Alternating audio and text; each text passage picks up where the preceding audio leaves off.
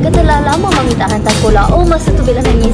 Penyanyi terkenal, Bella Astila, berkongsi satu momen menyentuh hati apabila buat pertama kali dalam kerjayanya, dia terpaksa melanggar call time demi memenuhi permintaan anak lelakinya, Aiden Adrian, untuk menghantarnya ke sekolah.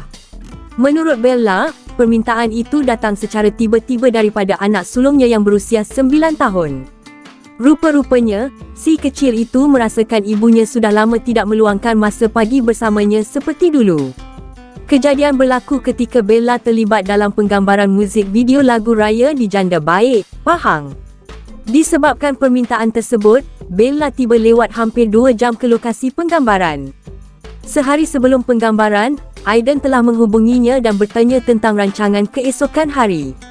Apabila Bella menjelaskan dia ada penggambaran, anaknya terus meminta agar dia dihantar ke sekolah sendiri oleh ibunya kerana sudah lama perkara itu tidak dilakukan. Bella mengakui dia terkejut dan terus berasa sebab mendengar permintaan itu. Dia menyedari jadual kerjanya terlalu padat sehingga banyak momen kecil bersama anak terlepas begitu sahaja. Dengan perasaan sayu, Bella meminta kebenaran pihak jenama tempatan, People, untuk datang lewat ke set. Permintaannya difahami dan diluluskan. Momen menghantar anak ke sekolah itu menjadi sangat bermakna buat Bella. Bukan sekadar turun di pintu pagar, malah dia menemani Aiden sehingga ke dalam kelas. Katanya, itu satu kenangan yang tidak akan dilupakan kerana permintaan itu datang dengan begitu ikhlas. Daripada peristiwa tersebut, Bella sedar betapa pentingnya menyeimbangkan kerjaya dan masa bersama keluarga, terutama apabila call time selalunya pada awal pagi.